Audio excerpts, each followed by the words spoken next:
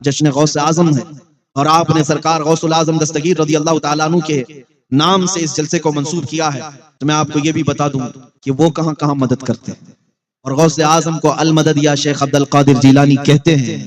کرامات کسی کی نہیں دیکھی جتنی شیخ عبد القادر جیلانی کی، اور ایسی مدد کرنے والا۔ مجھے حیرت ہوتی ہے ان ظالموں پر جو آج نبی پاک صلی اللہ تعالیٰ علیہ وسلم کی مدد کا بھی انکار کر بیٹھے ہیں۔ اسی کو تو اعلیٰ حضرت امام اہل سنت فاضل بریلوی رحمۃ اللہ تعالیٰ علیہ نے فرمایا، اور تم پر میرے آقا کی عنایت نہ سہی، نجدیوں کلمہ پڑھانے کا بھی احسان گیا، آج لے ان کی پناہ، آج مدد مانگ ان سے، آج لے ان کی پناہ، آج مدد مانگ ان سے، کل نہ مانیں گے قیامت میں اگر مان گیا۔ ان کے متعلق تم یہ کہتے ہو کہ مدد نہیں کر سکتے، آؤ میں تمہیں حدیث رسول عرض کرتا ہوں۔ مسجد نبوی شریف کا ممبر ہے، اللہ کے حبیب صلی اللہ علیہ وسلم خطبہ دیتے تھے، پہلے عصا لیتے تھے، آپ کے ہاتھ میں ایک لکڑی ہوا کرتی، پھر جب ممبر بن گیا تو نبی پاک صلی اللہ علیہ وسلم نے اس لکڑی کو چھوڑ دیا، اس عصا کو مسجد کے باہر چھوڑ دیا۔ روایت یہ ہے کہ جس دن نبی پاک صلی اللہ علیہ وسلم اس لکڑی کو لیے بغیر ممبر پر کھڑے ہوئے، مسجد میں بچے کے رونے کی جیسی آوازیں آنے لگی۔ تو اللہ صلی اللہ علیہ وسلم، یہ کیا بات تھی؟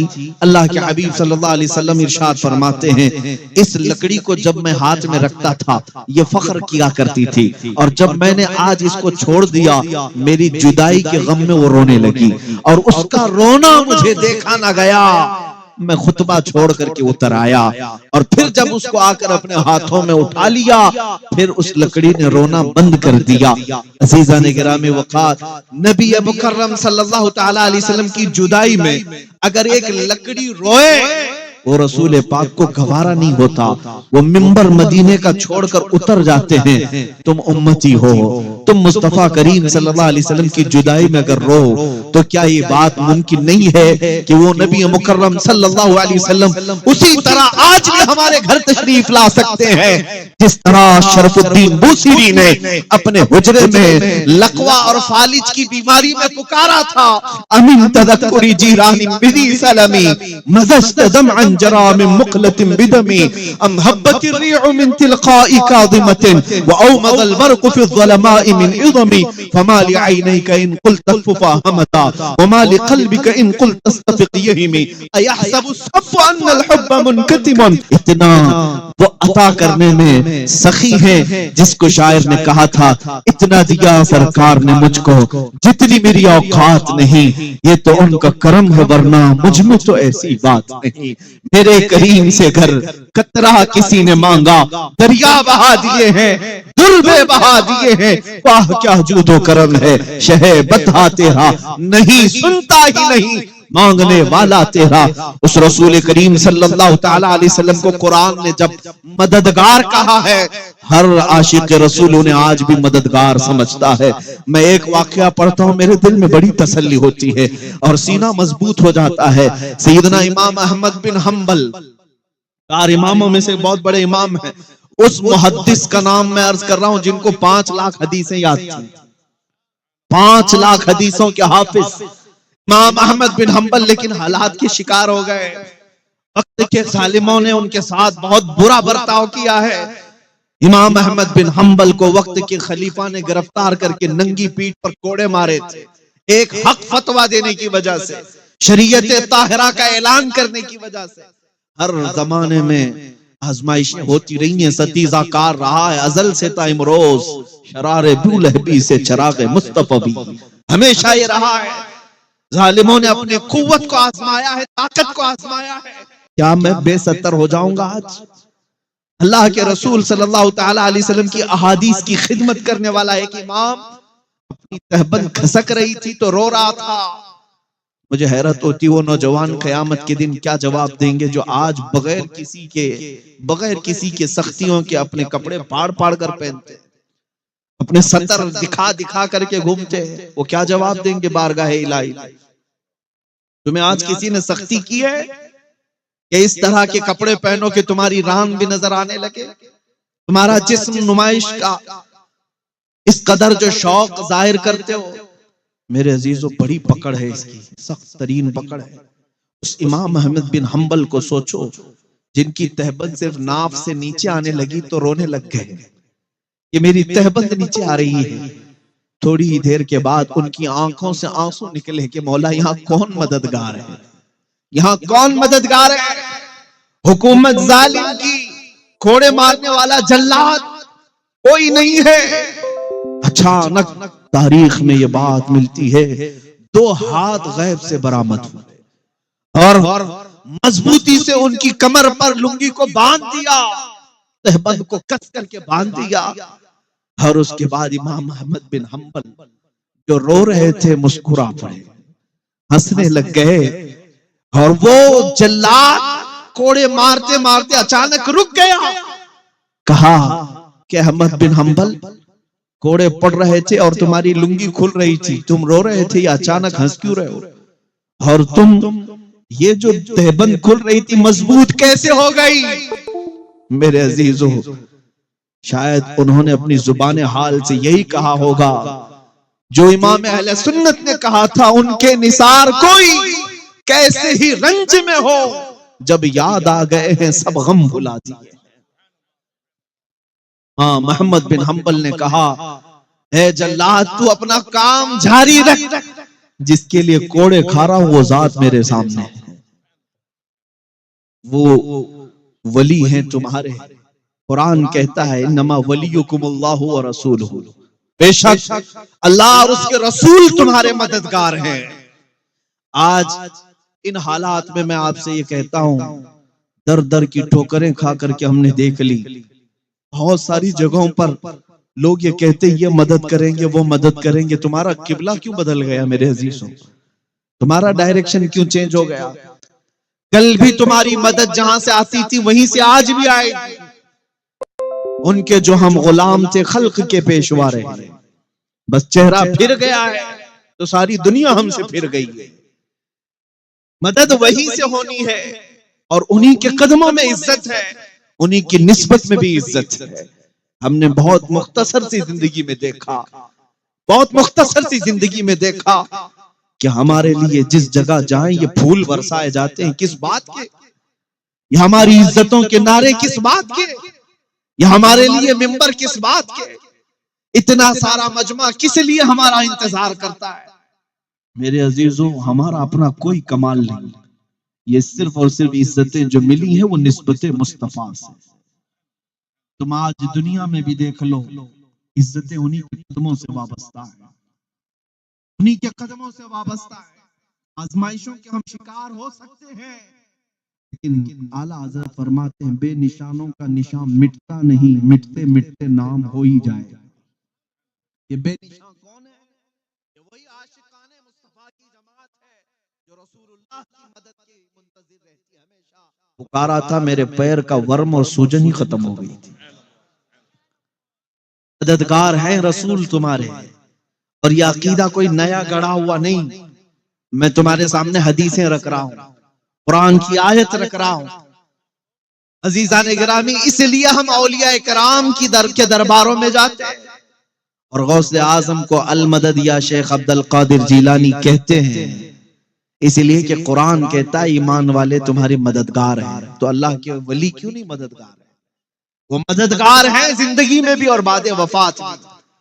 کسی کی سمجھ میں نہ آئے تو ہمارا وہ قصور نہیں ہے، لیکن اللہ تعالیٰ جس کے ذہن کے دریچے کھول دے اسے ساری چیزیں سمجھ میں آ ہی جاتی ہیں، مدد کہاں کہاں ہوتی۔ عزیزان گرامی، نبی اکرم صلی اللہ تعالیٰ علیہ وسلم کی ذات کی طرف متوجہ ہو جائیں۔ میں اپنی گفتگو ہمیشہ اسی عنوان پر کرتا ہوں اور سمیٹتا بھی وہی ہوں، لیکن چونکہ آج جشن غوث اعظم ہے اور آپ نے سرکار غوث الاعظم دستگیر رضی اللہ تعالیٰ عنہ کے نام سے اس جلسے کو منسوب کیا ہے، تو میں آپ کو یہ بھی بتا دوں کہ وہ کہاں کہاں مدد کرتے ہیں، وہ کہاں کہاں مدد کرتے ہیں۔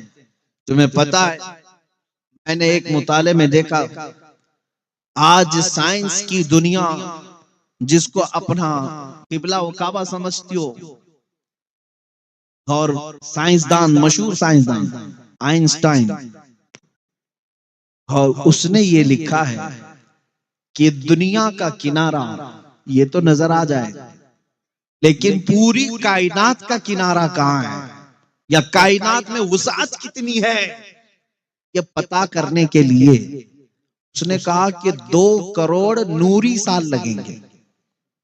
2 کروڑ نوری سال۔ آپ کو پتا ہے نوری سال کس کو کہتے ہیں؟ نوری سال، نوری سال کی رفتار الگ ہے اور ہمارے یہ شب و روز کی رفتار الگ ہے۔ ہم صبح سورج نکلنے پر اور شام کو ڈوبنے پر 1 دن شمار کرتے ہیں، نوری سال میں یہ نہیں۔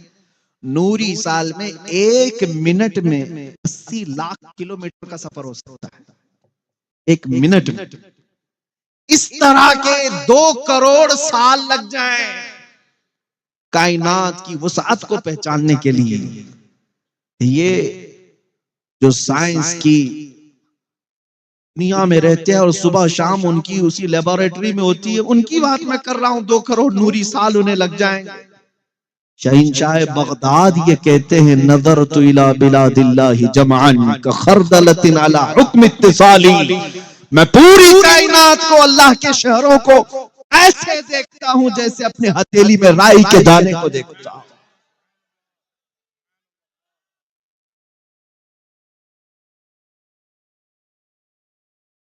دنیا پڑھو، میں منع نہیں کرتا، تم ہمیشہ سائنس کو لے کر کے اگر کرامات سے کمپیئر کرنا چاہو تو بہت پیچھے رہ جاؤ گے۔ جن کو میرے نبی کا گھوڑا نہ سمجھ میں آئے، جن کو رسول پاک کا براق نہ سمجھ میں آئے، انہیں میرے مصطفیٰ کا سفر معراج کیا سمجھ سکتا ہے؟ اور ان لوگوں کو سمجھانے کے لیے غوث پاک رضی اللہ تعالیٰ عنہ کی کرامتیں بھی ہیں۔ ایک روایت ہم نے یہ پڑھی بھی ہے، ایک شخص مجمع میں بیٹھا تھا غوث پاک رضی اللہ تعالیٰ عنہ کے، اور جب آپ معراج کا واقعہ بیان کر رہے تھے اس کے دل میں خلیش پیدا ہوئی، ایسا کیسے ہو سکتا ہے رسول اتنی جلدی جائیں گے اور آ جائیں گے؟ اور اچانک اس کے پیٹ میں مروڑ شروع ہو گئی، اور وہ جو ہے 2 واقعات ہیں الگ الگ، اس کے پیٹ میں ایسی مروڑ شروع ہو گئی کہ اسے بہت تیز حاجت، بہت تیز قضاء حاجت کی اشد ضرورت پیش آنے لگی۔ تو پھر اچانک اس کی آنکھیں بند ہوئی، تو پھر وہ کھول کر کے آنکھیں دیکھتا ہے وہ کسی جنگل میں، وہ کسی جنگل میں۔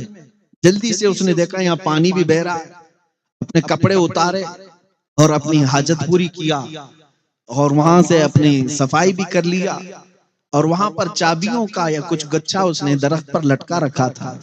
پھر واپس اس نے اپنے کپڑے پہن لیے، اور اس کے بعد پھر جیسے ہی اس نے اپنی حاجت پوری کی، کپڑے پہنے، آنکھیں کھولا تو دیکھا وہ اسی مسجد میں بیٹھا ہے جہاں غوث پاک بیان کر رہے تھے۔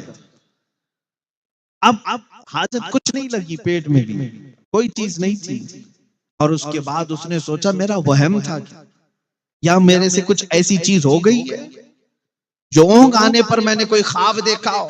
نہیں، خواب نہیں تھا نہ وہم تھا۔ محفل کے بعد وہ اٹھ کر کے گیا، پھر اسے اندازہ ہوا میں تو اپنی چابیوں کا گچھا وہیں بھول آیا تھا جہاں اپنی استنجا کر کے آیا۔ اسے وہ جگہ پتا تھی، ڈھونڈتے ہوئے گیا تو بہت دور تھا، وہ علاقہ بہت دور تھا۔ چلتے چلتے تھک گیا، شام ہو گئی، اس علاقے میں جا کر پہنچا تو دیکھا وہاں پانی بھی بہ رہا، علاقہ وہی، اور درختوں پر اس کی چابیوں کا گچھا ابھی بھی لٹکا ہوا۔ پتہ یہ چلا میرے عزیزوں 400 سال کے بعد میرے مصطفیٰ کریم صلی اللہ علیہ وسلم کی نسل پاک میں آنے والا شیخ عبد القادر جیلانی، وہ حسنی اور حسینی سادات میں سے، اگر وہ اپنی مسجد میں خطاب کے دوران بیٹھے بیٹھے کسی کو اپنی مجلس سے دور کا سفر بھی کرائیں، اس کی حاجت بھی پوری کرائیں، اور پھر اسے محفل میں لا سکیں، یہ تو 400 ان اللہ زوالی الارض وارا ما بین المشارق والمغارب کفی۔ حضور پاک صلی اللہ تعالی علیہ وسلم فرماتے ہیں کہ میں اللہ تعالیٰ نے مجھے پوری روئے زمین کو گھیر کر کے دے دیا، میں مشرق و مغرب کے پورے دونوں کے درمیان ایسے دیکھتا ہوں جیسے ہتھیلی کو دیکھتا ہوں۔ ارے عزیزو، وہ مددگار ہیں، تبھی اللہ نے ان کے سامنے یہ سب چیزیں سمیٹ کر رکھی ہیں۔ اب میں آپ کو بتاتا ہوں، شیخ عبد القادر جیلانی غوث اعظم بغدادی رضی اللہ تعالیٰ عنہ یہ مددگار نہیں ہوتے تو بہجت الاسرار کی یہ متواتر روایتیں نہیں آتی. ایک بات میں آج آپ کے سامنے رکھ کر کے جاتا ہوں، الفضل لما شہید بہ الاعداء، فضیلت تو اس کی جس کی دشمن بھی گواہی دیتے ہوں، دشمن بھی گواہی دیتے ہوں. میں آپ کو بتاؤں، جس جماعت کو کرامتوں کا بہت زیادہ انکار، وہ کہتے ہیں یہ کہانیاں ہیں، وہ کہتے ہیں یہ سب من گھڑت قصے ہیں.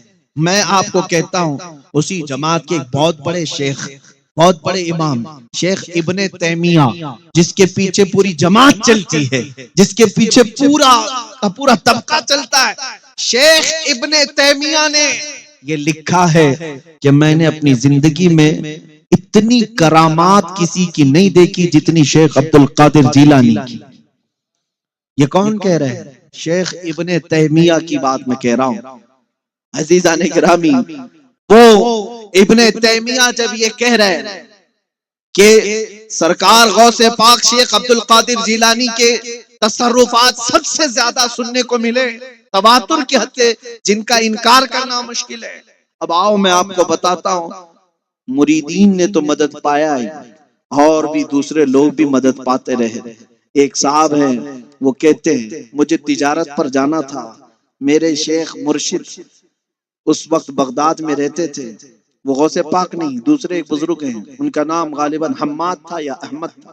ان کے پاس وہ گیا، کہا کہ حضور مجھے تجارت پر ملک شام جانا ہے، مجھے آپ بتائیے، استخارہ کر کے دیکھ کے بتائیں. ہمارا استخارہ اور ہے، اولیاء اکرام کا استخارہ اور ہے. وہ سیدھے لوہے محفوظ میں دیکھتے، لوہے محفوظ میں دیکھتے اس کے حالات پر کیا لکھا ہوا ہے، لکھے ہوئے کو بدلوایا. میرے عزیزو، اور اس کو اس طرح سے بدلوایا کہ جو ہونے والا کی بات پر اس کو حقیقت سے خواب میں بدل کر کے پیش کر دیا. جو ہونا تھا وہ.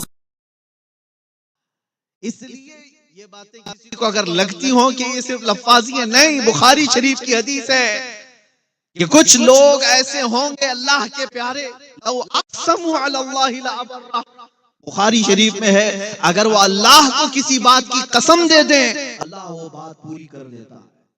یہ کون لوگ ہیں جو اپنا سب کچھ اللہ کے لیے فنا کر دیں؟ میرے عزیزو، ہمارے اور تمہارے چاہنے سے اگر کچھ نہیں ہوتا تو اپنے عقلوں پر قیاس مت کرو کہ ہم بھی بہت دعا کرتے ہیں ہمارے سے تو کچھ چلتا نہیں. وہ شیخ عبد القادر کی بات کر رہا ہوں جو 40 سال جنگلوں میں عبادت کرتے رہے، جنہوں نے کھانے کی طرف خواہش نہیں کی، جنہوں نے کبھی اپنے دنیاوی مسکن کی خواہش نہیں کی، لذات کی خواہش نہیں کی. ایک انگور کے دانے سے سحری کرنا، آدھے گلاس پانی سے افطار کرنا، برسوں اس پر گزارا، مشقتیں عبادتیں کی، اور اس کے بعد جب وہ آئے اللہ کریم نے بے پناہ تصرفات انہیں عطا کیا. مٹا دو اپنی ہستی کو اگر کچھ مرتبہ چاہو، کہ دانا خاک میں مل کر گلے گلزار بنتا ہے. اولیاء اکرام اپنی ہستیاں اللہ کریم کی یاد میں فنا کرتے ہیں، پھر اللہ انہیں مددگار بناتا ہے. پھر اتنا ہی نہیں کہ وہ اپنی زندگی میں مدد کرتے ہیں بلکہ بات وفات بھی مدد کیا کرتے ہیں. اللہ تعالیٰ ان کے تصرفات کو قائم رکھتا ہے. باؤ میرے عزیزو، جب یہ میری گفتگو کا خلاصہ تم نے سن لیا ہے تو اب میں اپنے گفتگو کے اختتام پر آتا ہوں. آج کے حالات میں آپ سے یہ پوچھنا چاہتا ہوں، مجھے بتاؤ کیا یہ نعرہ بالکل صحیح نہیں ہے؟ کیا یہ نعرہ بالکل صحیح نہیں ہے جو ہمارے بزرگوں نے ہمیں دیا تھا؟ کسی کی جے وجے کیوں پکارے کیا غرض ہم کو، کسی کی جے وجے کیوں پکارے کیا غرض ہم کو، ہمیں کافی ہے سید اپنا نعرہ یا رسول اللہ، ہمیں کافی ہے سید اپنا نعرہ یا رسول اللہ. ہم رسول اللہ کے، جنت رسول اللہ کی. اور جو بھونکتے ہیں ان بھونکوں سے بھی میں کہتا ہوں تمہیں میرے رسول سمجھ میں نہیں آئیں گے، دیکھنی ہے حشر میں عزت رسول اللہ کی. اور عزیزان گرامی، میں آپ سے مخاطب ہوں، میرے نوجوانوں سے، قوم کے غیور افراد سے، کہ تمہیں دنیا نے کس طرح کے ماحول میں جکڑ دیا ہے، تم صبح و شام کس طرح کی گزار رہے ہو. آج تمہارے چہروں سے وہ سارا غازہ کیوں چھن گیا ہے؟ تمہارے چہروں کی لالی کیوں ختم ہو گئی؟ جس کو دیکھ کر کے دنیا ہیبت زدہ رہتی تھی، کسی اور بات سے نہیں ڈرتی دنیا تم سے۔ کان کھول کر کے سن لو، طاقتیں جمع کرنا ہے جمع کر لو، تم فوج جمع کرنا ہے جمع کر لو۔ میں یہ کھل کر کے کہتا ہوں، چاہے کتنی بھی تنظیمیں ہوں، چاہے کتنی بھی تم طاقت پردرشن کر لو، شکتی پردرشن کر لو، میرا یہ ماننا ہے طاقت و قوت سے تم دنیا کو نہیں ڈرا سکتے۔ دنیا خوف زدہ ہر زمانے میں رہی ہے تو عشق مصطفیٰ سے خوف زدہ رہی ہے۔ اسی کو انگریز نے کہا تھا، یہ فاقہ کش موت سے ڈرتا نہیں ذرا، روح محمدی اس کے بدن سے نکال دو۔ دنیا آج بھی اسی کے در پہ ہے، ان کے پاس جو آخری طاقت آج بچی ہے وہ مصطفیٰ کریم کی محبت ہے، عشق مصطفیٰ کی دولت ہے، ان کی نسبت ہے کہ آخری دولت ان کے پاس بچی ہے، یہ ختم کر دیا جائے تو یہ زندہ لاشیں ہیں، یہ زندہ لاشیں ہیں، کچھ نہیں کر سکیں گے۔ اس لیے میں اس پر فوکس کرتا ہوں، ہر بار میں اس بات کی طرف توجہ دلاتا ہوں میرے عزیز بچوں کو، نوجوانوں کو، کچھ ابھی بگڑا نہیں ہے، کچھ ابھی بہت دیر نہیں ہوئی ہے، سویرا ہے، اندھیرا اتنا نہیں ہوا ہے جتنا کہ لوگ ہمیں کہتے ہیں۔ میں تمہیں ایک بات بتا دوں، جو لوگ یہ رونا رو رہے ہیں کہ ہم بچھڑ گئے، ٹھیک ہے، انہوں نے ہمارے ظاہری حالات دیکھے، میں مانتا ہوں کہ نشہ بہت بڑھ گیا ہم میں، اور ان ایجوکیٹڈ لوگ بہت زیادہ ہو گئے، جہالت ہمارے ہاں بڑھ گئی ہے، بے حیائیاں بڑھ گئی ہیں، جھگڑے فسادات بڑھ گئے ہیں، غنڈہ گردیاں بڑھ گئی ہیں، بہت ساری برائیاں آ گئی، یہ ٹھیک ہے، میں مانتا ہوں ہمارے محلے بکھرے ہوئے ہیں، اختلافات میں ہیں، اور اس کے علاوہ یہ بھی میں مانتا ہوں طاقت و قوت میں کچھ بھی نہیں ہے، زیرو ہے، یہاں تک کہ ان کا کوئی نمائندہ نہیں ہے، اور آگے سیاست میں بھی نہیں، قیادت میں بھی نہیں، حکومت میں بھی نہیں، ہماری بات رکھنے والے اللہ ماشاءاللہ دو چند کے علاوہ کوئی نہیں۔ پھر یہ سب چیزیں ہونے کے بعد کبھی تم نے سوچا غور سے، کبھی تم نے سوچا اتنی کمزور قوم ہی ہے اگر یہ تو 24 گھنٹے یہ میڈیا چینلوں میں بحث کا مدعا کیوں بنی رہتی ہے؟ اگر یہ سب سے بچھڑی ہے، سب سے کمزوری ہے، کچھ نہیں ہے اس کے پاس، تو سارا دجالی نظام ہمارے پیچھے کیوں پڑا ہوا؟ اور جن کی روٹیاں چلتی نہیں ہمارا نام لیے بغیر، آپ کو معلوم ہوگا بزنس نہیں چلتا تمہارا نام لیے بغیر، کیوں ایسا ہے؟ کبھی سوچا اس بارے میں؟ میاں جو بچڑی ہوئی قوم ہے، اس کے پاس ایجوکیشن نہیں، حکومت نہیں، طاقت نہیں، تنظیم نہیں، سیاست نہیں، کچھ نہیں، اس پر تم اتنے کیوں مدعے بناتے ہو؟ سارا کا سارا ٹارگٹ تمہارے اوپر کیوں ہے؟ کوئی چینل اس وقت تک زیادہ چلتا نہیں تک وہ ہو، تمہاری ٹوپی داڑھی، تمہاری اذان برقعے، تمہاری مسجد کے مینار اور گنبد اور قبروں کے بارے میں جب تک بات نہ کرے نہیں چلتا۔ کیوں؟ یہ ساری چیزوں کی طرف کبھی تم سوچتے ہو؟ سب ختم ہو گیا ہے تو کیوں تم ہماری بحث کر رہے ہو؟ میں بھی یہی سوچتا ہوں، سب ہمارے پاس نہیں ہے تو ہمارے متعلق کیوں اتنے بحث کرتے ہو؟ اور پوری دنیا کو یہ کہتے ہو ان سے ڈر لگتا ہے، کیوں؟ دوسری قوموں کو ہمارا نام لے کر کے کیوں ڈراتے ہو؟ پھر بات سمجھ میں آتی ہے، اقبال نے کہا تھا کچھ بات تو ہے کہ مٹتی نہیں ہستی ہماری، کچھ بات تو ہے کہ مٹتی نہیں ہستی ہماری، صدیوں رہا ہے دور دشمن دور زماں ہمارا، وہ کون سی چیز ہے جس کو اقبال کہتا ہے توحید کی امانت سینوں میں ہے ہمارے، عشق رسول کی امانت سینوں میں ہے ہمارے، آسان نہیں مٹانا نام و نشاں ہمارا، باطل سے ڈرنے والے ہے آسمان نہیں ہے ہم، 100 بار کر چکا ہے تو امتحان ہمارا۔ آج میں تمہاری اپنی حیثیت اور تمہاری ویلیو بتانا چاہتا ہوں، دیر نہیں ہوئی، بہت اندھیرا نہیں ہوا، کچھ چیز تو باقی ہے تمہارے پاس، اس کی وجہ سے تم بحث کا مدعا بنے ہوئے ہو۔ وہ کون سی چیز ہے؟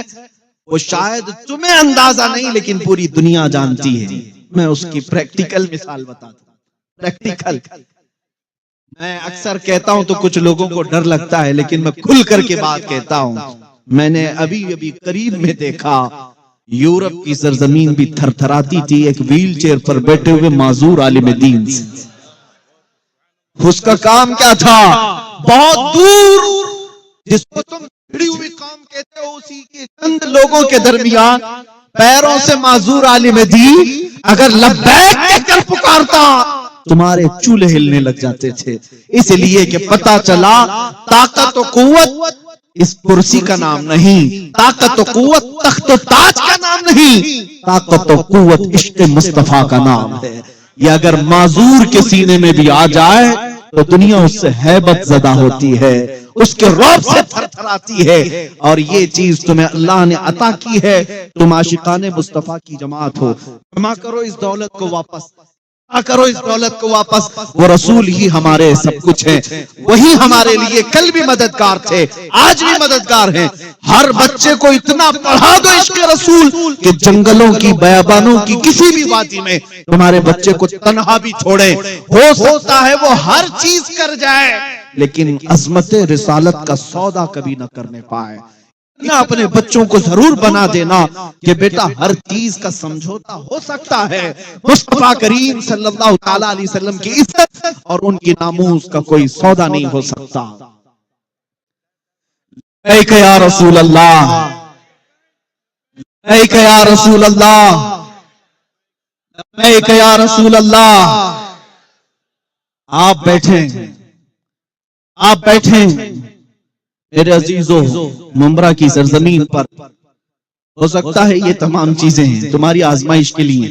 میں نے جھارکھنڈ اور بہار کی سرزمین پر دیکھا، خطاب کے دوران اللہ ان جوانوں کو سلامت رکھے، اتنی تیز بارش شروع ہو گئی تھی کہ لوگوں کا کھڑا ہونا مشکل تھا، مگر بات میرے مصطفیٰ کی تھی تو سب وہاں جمے کے جمے رہ گئے۔